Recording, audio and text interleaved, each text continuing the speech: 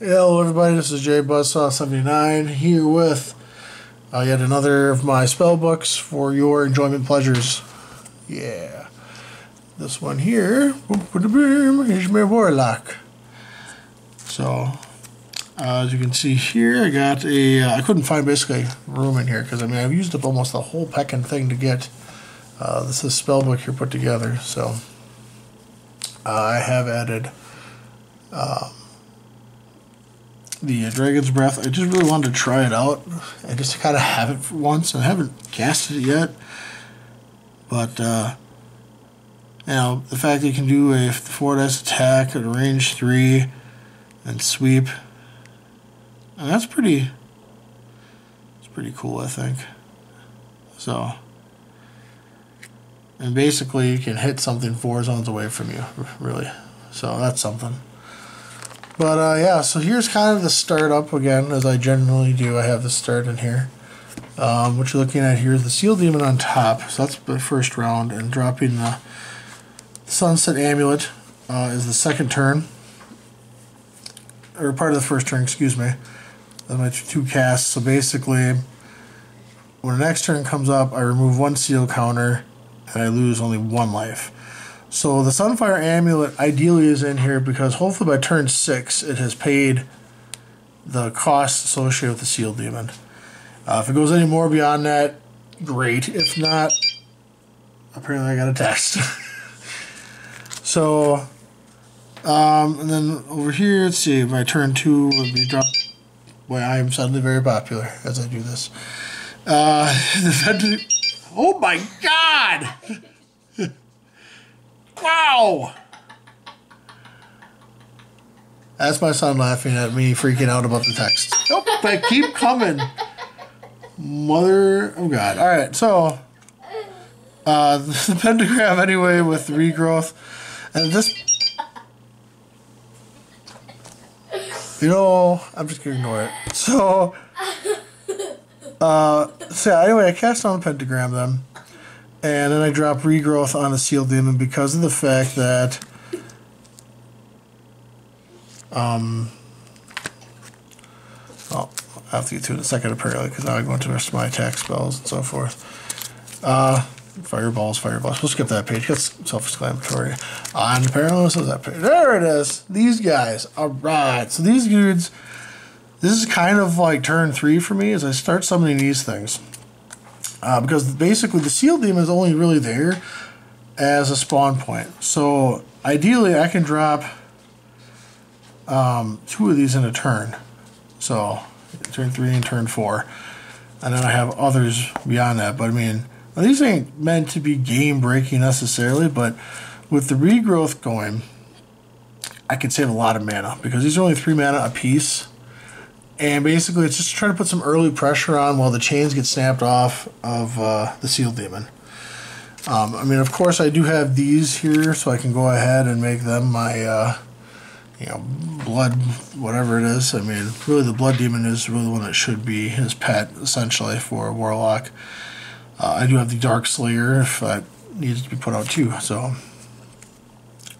but yeah, so I mean that's kind of this is the major point for me right now in the book is to summon these guys because otherwise stuff takes damage and then that sucks.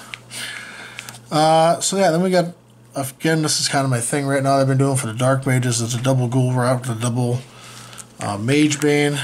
I mean, sure you can get stuff back, but again, that's just kind of really puts people on the defensive right away if you can drop that.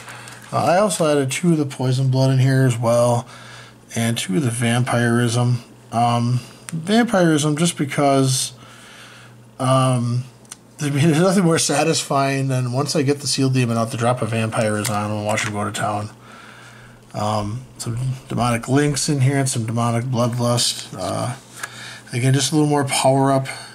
I mean, these are great to throw on those little guys too, because again, you know, something's out there that something you have a 4-dice attack with piercing 2, you know, or healing the mage 1. That's something that's going to draw the attention, I think, of the opposing mage. And again, you're saving a lot of mana in turn to drop multiples later on, because I mean, it's really not the beginning of the game. I have felt is kind of like, in a weird way, is where you set the tone for everything. I mean, other people, they build up, they drop mana crystals and mana flowers and stuff, and they start building a base to channel with.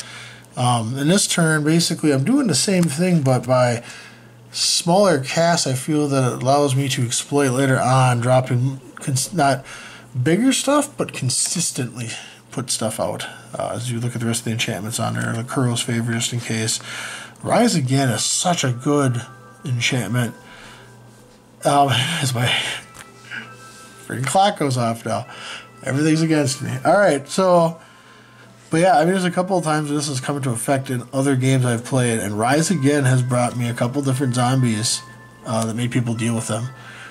You know, only 2 mana with a 0 reveal cost, and since you are the block you are, you can put this back in your book if people aren't going to try to deal with it, so that's something. Of course, I did add an Arcane Corruption, which I didn't have in there before. And I have tossed in Tanglevine in once just to see, basically for CC on the field, essentially. See how that goes over. I did add a Chitin Armor in. Of course, the double rings and the lash. You don't go anywhere without the lash, so I mean, that's kind of your thing there.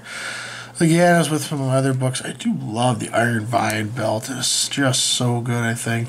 With, you see the double pieces of leather and some gloves there. That's kind of my thing also. Since there's just so many enchantments in here that are so important to me, I decided to run 2 of the Wardstone, and that could be a waste. I haven't decided yet. 2 Walls of Bone, because really, that is such a good wall. I might throw a 3rd in. As you can see, I did decide to pay the triple point cost for Hand of Bim Shalah. It just, I think it's worth it only because of the versatility that, you know, even if you just do it from the point of healing, that's 1 guaranteed heal every turn, no matter what. Eagle Claw Boots, just in case people try to put walls in their way, or if I have to go ahead and tank up and then have that in my way, that's why it's in there. Unholy Blood Ritual, of course, just because I can push for game. I could maybe cut one of these out, depending on what the other little demons do. That's the only reason why it's really in there. Force Push is Force Push. Knockdown, because nobody likes a knockdown, it seems, when I play with people, especially Stanyer. 3 Dispels, and Animate Dead, just to hurry up and grab something else back. Gives me another zombie if I really need it. Same with the 3 Dissolves. Drain Life is kind of my... kind of my thing, just in case I really need it. You know, nobody's really sometimes ready for it. And 1 Teleport rounds off the book. So that is my Warlock book there for the Araxian Crown. I think that's how I say that. So yeah, thumbs up if you liked it, thumbs down if you did not. Go ahead and drop any kind of comments down there. I always look forward to reading those. As well as go ahead and if you enjoyed this somewhat, please leave me a subscription. I'd very much appreciate that and would thank you ahead of time for that. So this is JBuzzsaw79 signing off and saying thanks for watching.